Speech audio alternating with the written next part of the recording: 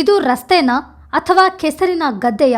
ಮಡಿಕೇರಿ ನಗರಸಭೆ ವ್ಯಾಪ್ತಿಯ ಸಂಪಿಗೆಕಟ್ಟೆ ರಸ್ತೆಯ ಸ್ಥಿತಿ ನೋಡಿದ ಜನ ಕೇಳ್ತಿರುವ ಪ್ರಶ್ನೆ ಇದೆ.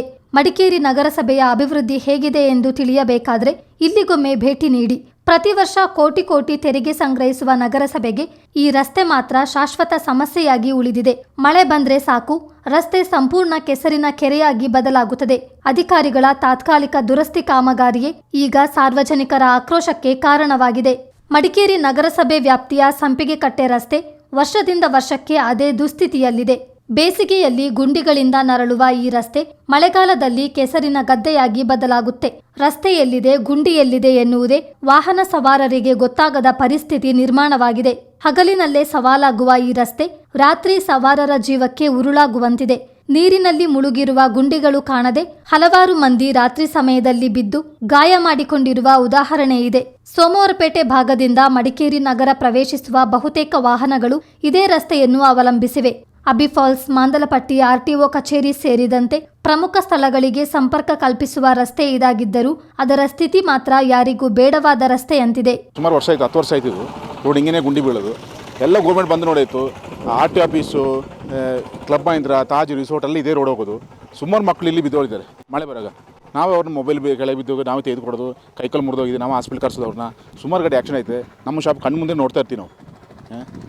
ಹೇಳಿ ಸಾಕಾಗಿದೆ ನಮಗೆ. ನಗರಸಭೆ ಕಂಪ್ಲೇಂಟ್ ಮಾಡಿದ್ವಿ, MLA ಕಂಪ್ಲೇಂಟ್ ಮಾಡಿದ್ವಿ. MLA ಇನ್ನಾಗನೇ ಹೇಳಿದ್ದೀನಿ ಈ ರೋಡ್ ಬಸ್ ರೆಡಿ ಮಾಡಿ ಸರ್ ಅಂತ ಹೇಳ್ಬಿಟ್ಟು. ಯಾರು ಅಪ್ಪಚಂಜಿ ಹೇಳಿದ್ವಿ, ಮಂತ್ರ ಕೂಡ ಬಂದು ಹೇಳಿದ್ವಿ. ವಿನ್ ಮಾಡೋಕ್ಕಿಂತ ಮುಂಚೆ ಹೇಳಿದ್ವಿ ನಾವು ರೋಡ್ ರೆಡಿ ಮಾಡಿದ್ವಿ. ಇನ್ನೂ ರೆಡಿ ಮಾಡಿಲ್ಲ. ನಮಗೆ ತುಂಬ ಪ್ರಾಬ್ಲಮ್ ಆಯ್ತಿದೆ. ಸುಮಾರು ಜನ ಬೈಕಲ್ಲಿ ಬಂದು ಕೈಗಳು ಮುರಿದಾಯಿತು. ನನ್ನ ಮುಂದೆ 10 ವರ್ಷ ಆಯ್ತು ನಮ್ಮ ಶಾಪಿಲ್ಲಿ ಇದ್ರು. ಒಂದು 4-5 ಜನ ಕೈಗಳು ಮುರ್ಕೊಂಡಿದ್ದಾರೆ. ಟೂರಿಸ್ಟ್ವರಿಗೆ ಬಂದರೆ ಸಡನ್ ಬ್ರೇಕ್ ಹೊಡಿತಾರೆ, ಬಂದು ಬೀಳ್ತಾರೆ, ಗೊತ್ತಾಗಲ್ಲ ಅವರಿಗೆ. Main road sir, hospital, medical college, club Mahindra ಎಲ್ಲ ಇದೇ ಒಂದೇ ರೋಡ್ ಹೋಗ್ಬೇಕಿದು.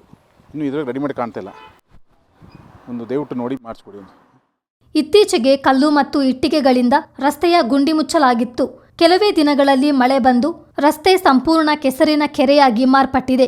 ದ್ವಿಚಕ್ರ ವಾಹನ ಸವಾರರು ಪ್ರತಿದಿನ ಜೀವ ಕೈಯಲ್ಲಿ ಹಿಡಿದು ಸಂಚರಿಸುವಂತಾಗಿದೆ.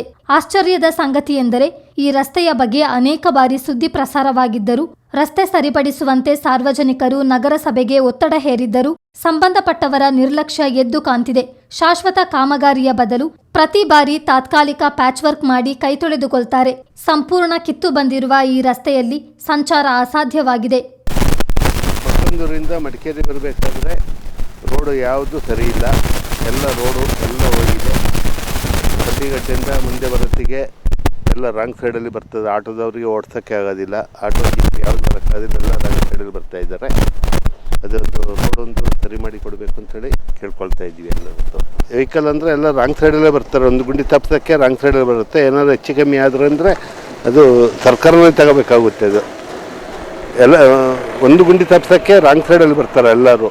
ಅದನ್ನು ಇದು ಮಾಡೋಕ್ಕೆ ಒಂದು ವ್ಯವಸ್ಥೆ ಮಾಡಬೇಕು ಅಂತೇಳಿ ಕೇಳ್ಕೊಳ್ತೀವಿ ಎಲ್ಲರೂ. ಎಲ್ಲ ಮಣ್ಣು ಹಾಕ್ತಾರೆ, ಇದು ಮಾಡ್ತಾರೆ. ಎಲ್ಲ ಅದು ಒಂದು ತಿಂಗಳಲ್ಲಿ ಎಲ್ಲ ಹೋಗುತ್ತೆ. ಅದು ಏನಿರೋದಿಲ್ಲ ಅಲ್ಲಿ. ಅದೊಂದು ಎಲ್ಲ ಸರಿ ಮಾಡಿ ಇದು ಮಾಡಬೇಕು ಅಂತ ಕೇಳ್ಕೊಳ್ತೀವಿ. ಬಹುಶಃ ನಗರಸಭೆ ಈ ರಸ್ತೆಯನ್ನು ಆಫ್ ರೋಡ್ ಅಡ್ವೆಂಚರ್ ಝೋನ್ ಎಂದು ಘೋಷಿಸಿದರೂ ಅಚ್ಚರಿ ಏನಿಲ್ಲ. ಯಾಕಂದ್ರೆ ಇಲ್ಲಿ ರಸ್ತೆಗಿಂತ ಗುಂಡಿಗಳೇ ಹೆಚ್ಚು, ಅಭಿವೃದ್ಧಿಗಿಂತ ಕೆಸರೇ ಹೆಚ್ಚು, ಕಾಮಗಾರಿಗಿಂತ ಟ್ರಾಜಿಡಿಯೇ ಹೆಚ್ಚು ಕಾಣ್ತಿದೆ. ರಸ್ತೆ ನಿರ್ಮಿಸುವುದಕ್ಕಿಂತ ಗುಂಡಿ ಮುಚ್ಚುವ ನಾಟಕವೇ ನಗರಸಭೆಗೆ ಹೆಚ್ಚು ಇಷ್ಟವಾದಂತಿದೆ.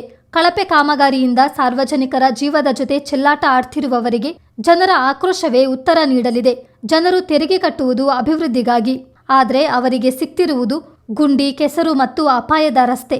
ಪ್ರತಿ ವರ್ಷ ತಾತ್ಕಾಲಿಕ ದುರಸ್ತಿಗೆ ಸಾರ್ವಜನಿಕರ ಹಣ ಖರ್ಚು ಮಾಡುವ ಬದಲು ಗುಣಮಟ್ಟದ ಶಾಶ್ವತ ರಸ್ತೆ ನಿರ್ಮಾಣಕ್ಕೆ ನಗರಸಭೆ ಮುಂದಾಗಬೇಕಿದೆ.